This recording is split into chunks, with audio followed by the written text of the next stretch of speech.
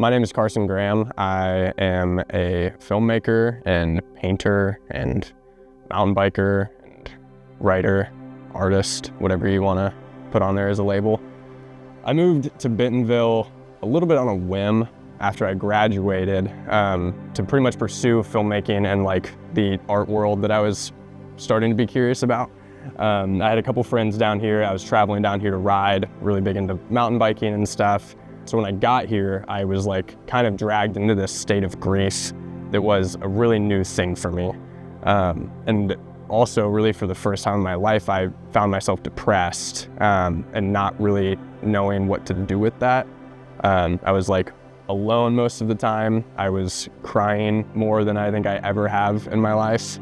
I found myself with this really tightly pulled frown and this like strain in my neck that kind of became these themes throughout my art, and really just not knowing what to do with myself or not knowing what to do with the grief at this time was a really, really difficult thing. And as anyone that has gone through, most people I think that have gone through a season of grief probably know that, especially when related to trauma, there's this kind of encompassing darkness that comes with those sorts of thoughts and questions and fears that has its roots like everywhere throughout life. I was painting and creating videos and these different things to try to heal from this pain that I was dealing with, but I was not having a whole lot of success because I was pretty much fully on my own. What I found during that time is that spending all this time mostly silent and mostly alone and even just mostly sad, I was also in a weird way drawing closer to God. And I love this author, he's an ex-rock star, Nick Cave, has this quote and he says, pretty much that grief is in some way an exalted state. And that in it, when you really lean in, you are drawing closer to the veil that separates this life from the next.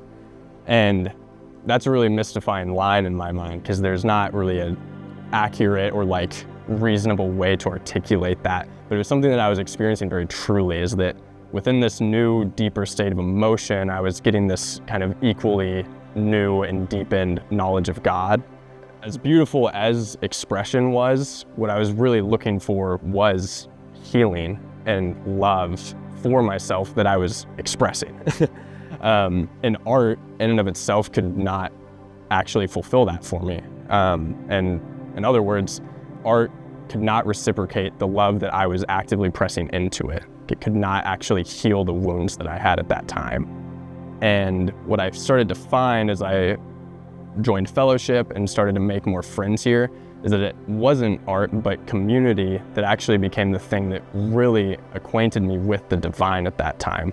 For as we know as Christians, our God rather graciously didn't reveal himself through an image or a sculpture or poetry, but through a man and a human and a friend. And so I started to have my eyes really opened up to that it was never going to be art that could actually do the healing, but that it was going to be people and God's presence through people that would be able to actually transform my life. It took me about 6 months or so to find fellowship once I had moved out here, and I really quickly went through the Discover Fellowship class and I joined one of the multi-generational groups that I absolutely loved. Like, it was an awesome experience getting to like have so many different ages in there.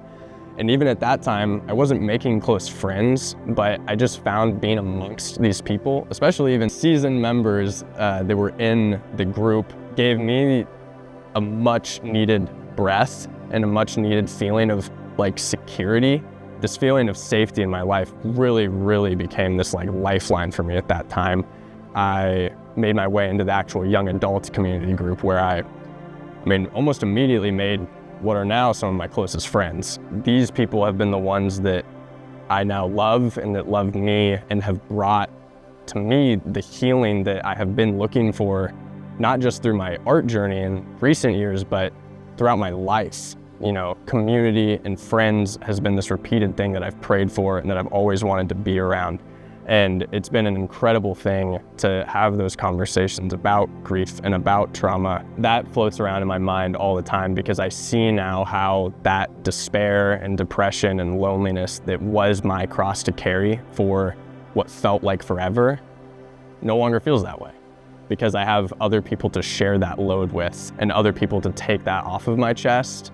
And my neck is a lot more relaxed than it used to be. I don't frown as much. And I've been able to really experience so much joy and gratitude in my day-to-day life. And the community that I've found has been the thing that has catalyzed that for me.